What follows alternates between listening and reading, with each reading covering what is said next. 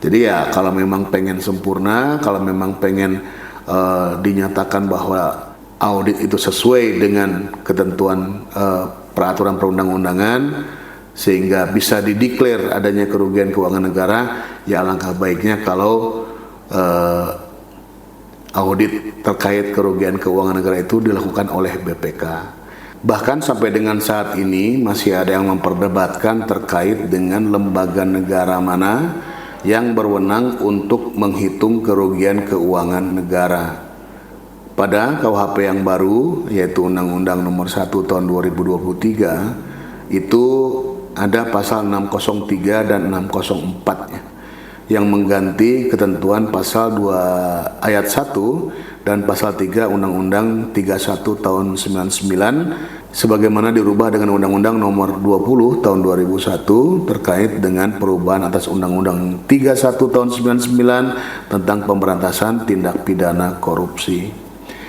Secara norma sebetulnya ketentuan pasal 603 dan 604 itu hanya mutatis mutandis ya, artinya ada hanya perubahan-perubahan yang dianggap perlu dari ketentuan pasal 2 ayat 1 dan pasal 3 Undang-Undang Tipikor.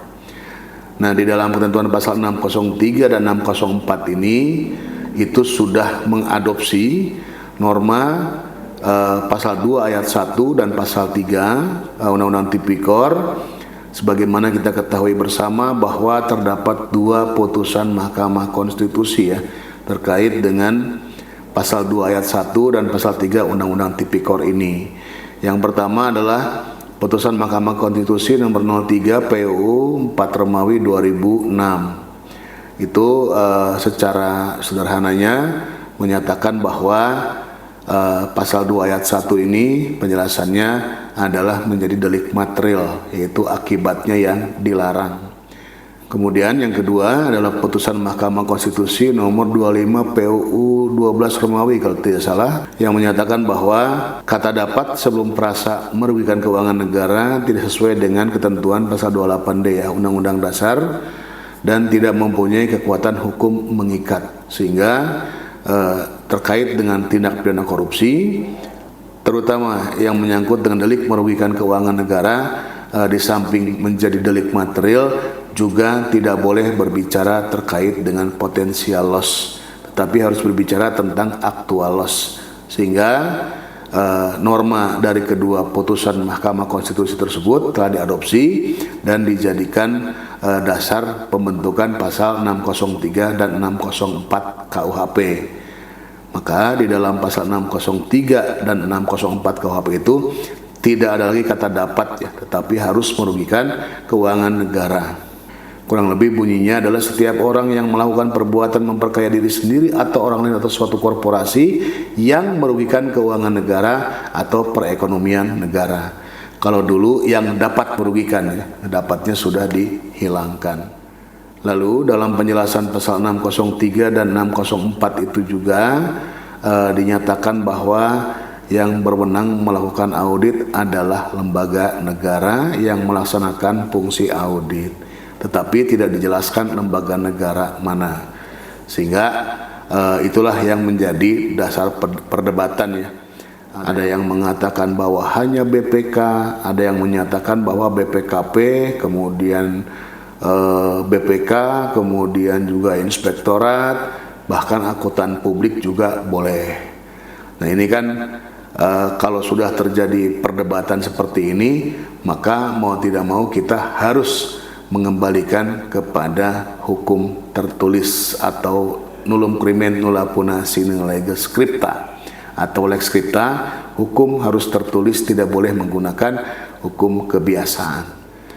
Maka untuk menghindari perdebatan-perdebatan itu, kita bisa mengacu kepada beberapa ketentuan. Yang pertama harus kita pahami dulu tentang keuangan negara ya. Definisi dari keuangan negara itu ada di pasal 1 angka 1 ya, Undang-Undang Nomor 17 Tahun 2003 tentang keuangan negara, yang berbunyi keuangan negara adalah segala bentuk hak dan kewajiban negara yang dapat dinilai dengan uang, serta segala bentuk barang dan uang yang dapat dijadikan milik negara berhubungan dengan hak dan kewajibannya tersebut. Berarti dari kriteria itu kita bisa mengambil dua analisa atau dua hal, yaitu keuangan negara itu uang yang sudah menjadi milik negara, misalnya tercantum dalam APBN, APBD dan sebagainya. Kemudian yang kedua adalah uang yang dapat dijadikan milik negara, misalnya dari hibah luar negeri, kemudian misalnya dari PNBP, penerimaan negara bukan pajak dan sebagainya. Itu terkait dengan definisi keuangan negara. Kemudian terkait dengan kerugian keuangan negara itu ada di pasal 1 angka 22 Undang-Undang Nomor 1 Tahun 2004 ya, tentang perbendaharaan negara, yang bunyinya kerugian negara atau daerah adalah kekurangan uang, surat berharga dan barang yang nyata dan pasti jumlahnya sebagai akibat perbuatan melawan hukum baik sengaja maupun lalai. Jadi kita juga bisa bagi dua di sini. Yang pertama adalah kekurangan uang, surat berharga dan barang yang nyata dan pasti jumlahnya. Itu merupakan ranah daripada lembaga negara yang mempunyai kewenangan untuk melakukan audit. Kemudian juga kekurangan uang, surat berharga dan barang itu harus diakibatkan oleh adanya perbuatan melawan hukum baik sengaja maupun lalai, baik dolus maupun kulpa. Itu adalah tugasnya penyidik. Jadi kita bisa bagi dua, mana yang mendeklar atau yang menentukan kerugian keuangan negara yang nyata dan pasti jumlahnya itu, dan mana tugasnya penyidik ya, yang mencari apakah itu disebabkan oleh adanya perbuatan melawan hukum baik sengaja maupun lalai atau tidak. Kalau hanya ada kerugian negara kemudian tidak ditemukan perbuatan melawan hukum baik sengaja maupun lalai, maka itu belum tentu masuk ke ranah tipikor, belum tentu masuk ke ranah pidana. Bisa saja itu merupakan kesalahan administrasi sehingga bisa diserahkan ke bagian datun ya di kejaksaan sebagai pengacara negara untuk dituntut secara perdata. Itu bisa saja ya. Jadi korupsi itu memerlukan adanya dolus ataupun kulpa ya, ada sengaja ataupun lalai ketika terjadi kerugian keuangan negara. Terkait dengan lembaga negara yang menyatakan atau mendeklar adanya kerugian keuangan negara, karena memang dalam KUHP baru juga tidak disebutkan lembaga negara siapanya, apakah BPK atau apakah memang BPKP atau siapa, tidak dijelaskan. Hanya lembaga negara yang melaksanakan fungsi audit. Maka dengan demikian, untuk menghindari adanya beberapa perdebatan terkait itu, berpedoman kepada hukum tertulis lex scripta, kita bisa melihat adanya beberapa ketentuan peraturan perundang-undangan ya. Jelas kalau di Undang-Undang 17 2003 tentang keuangan negara dan 1 2004 tentang perbendaharaan negara, yang disebut adalah BPK. Begitupun di Undang-Undang BPK itu sendiri ya. Akan tetapi di dalam Perpres tentang BPKP, nah itu juga BPKP mempunyai kewenangan audit, sehingga memang ada dua hal ya yang boleh melaksanakan itu. Tetapi agar tidak terjadi perdebatan, maka yang pertama kita harus pedomani dulu putusan Mahkamah Konstitusi nomor 31 PUU 10 Romawi 2012 terkait dengan pengujian pasal 6A Undang-Undang 30 tahun 2002 ya, tentang KPK, Komisi Pemberantasan Korupsi. Dalam salah satu ratio desidendi atau pertimbangan hakim Mahkamah Konstitusi, pada putusannya menyatakan bahwa menurut Mahkamah Konstitusi itu sendiri, KPK bukan hanya dapat berkoordinasi dengan BPKP dan BPK dalam rangka pembuktian suatu tindak pidana korupsi, melainkan dapat juga berkoordinasi dengan instansi lain, bahkan bisa membuktikan sendiri di luar temuan BPKP dan BPK. Misalnya dengan mengundang ahli atau meminta bahan dari Inspektorat Jenderal atau badan yang mempunyai fungsi yang sama dengan itu dari masing-masing instansi pemerintah, bahkan dari pihak-pihak lain termasuk dari pihak perusahaan yang dapat menunjukkan kebenaran material dalam penghitungan kerugian keuangan negara dan atau KPK itu sendiri dapat membuktikan perkara yang sedang ditanganinya.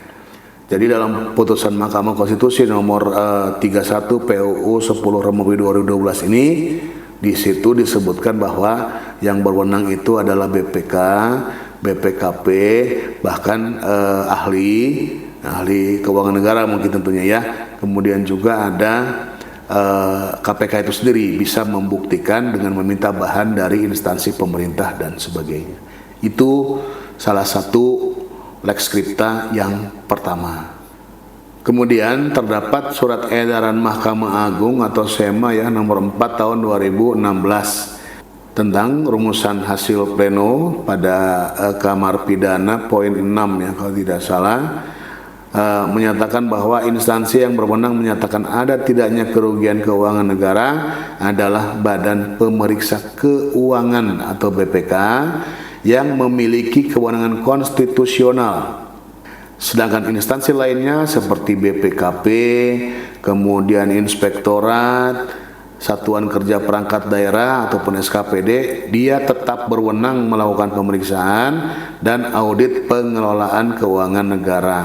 Namun, selain BPK, mereka tidak berwenang menyatakan atau mendeklar adanya kerugian keuangan negara. Dalam hal tertentu, hakim berdasarkan fakta persidangan dapat menilai adanya kerugian keuangan negara dan besarnya kerugian keuangan negara tersebut. Jadi kalau berdasarkan SEMA nomor 4 tahun 2016 itu memang semua bisa melakukan ya. BPK bisa, BPKP bisa, Inspektorat bisa, bahkan Satuan Kerja Perangkat Daerah juga bisa. Bahkan hakim berdasarkan fakta persidangan dapat melakukan penilaiannya ada atau tidaknya kerugian keuangan negara. Tetapi dari sekian banyak yang boleh melakukan audit, itu yang mendeklar, yang menyatakan adanya kerugian keuangan negara hanya BPK. Itu berdasarkan SEMA nomor 4 tahun 2016. Akan tetapi pada tahun 2024 itu SEMA nomor 4 tahun 2016 itu dirubah oleh SEMA nomor 2 tahun 2024 ya, sehingga bunyi dari SEMA nomor 4 tahun 2016 ini setelah mendapat perubahan oleh SEMA nomor 2 tahun 2024 itu bunyinya, instansi yang berwenang menyatakan ada atau tidaknya kerugian keuangan negara adalah Badan Pemeriksa Keuangan yang memiliki kewenangan konstitusional, tetap ya BPK dulu. Sedangkan instansi lainnya seperti BPKP, Inspektorat, Satuan Kerja Perangkat Daerah atau SKPD, dan akuntan publik yang tersertifikasi tetap berwenang melakukan pemeriksaan dan mengaudit pengelolaan keuangan negara, yang hasilnya dapat dijadikan dasar untuk menentukan ada atau tidaknya kerugian keuangan negara. Bahkan hakim di dalam fakta persidangan juga dapat menilai adanya kerugian dan besarnya kerugian keuangan negara sesuai dengan putusan Mahkamah Konstitusi nomor 31 PUU 10 Romawi 2012. Maka berdasarkan tiga ini, sebetulnya yang paling menonjol, yang paling memiliki kewenangan konstitusional adalah Badan Pemeriksa Keuangan, karena dia juga dapat mendeklar adanya kerugian keuangan negara. Nah, sedangkan BPKP, Inspektorat, Satuan Kerja Perangkat Daerah atau SKPD maupun akuntan publik yang tersertifikasi itu tetap dapat melakukan pemeriksaan atau audit sebagai dasar. Mungkin nanti akan dijadikan dasar dalam fakta persidangan oleh hakim untuk menentukan ada atau tidaknya ataupun besaran kerugian keuangan negara. Jadi ya kalau memang pengen sempurna, kalau memang pengen dinyatakan bahwa audit itu sesuai dengan ketentuan peraturan perundang-undangan sehingga bisa dideklar adanya kerugian keuangan negara, ya alangkah baiknya kalau audit terkait kerugian keuangan negara itu dilakukan oleh BPK. Tetapi BPKP, Inspektorat, kemudian SKPD maupun akuntan publik ya boleh-boleh saja melakukan penghitungan, tetapi mereka tidak bisa mendeklar. nanti hasil penghitungan mereka itu akan dijadikan dasar oleh hakim ya dalam fakta persidangan untuk menentukan ada atau tidaknya atau berapa besarnya nilai kerugian keuangan negara. Demikian terkait dengan lembaga yang berhak menilai adanya kerugian keuangan negara. Terima kasih.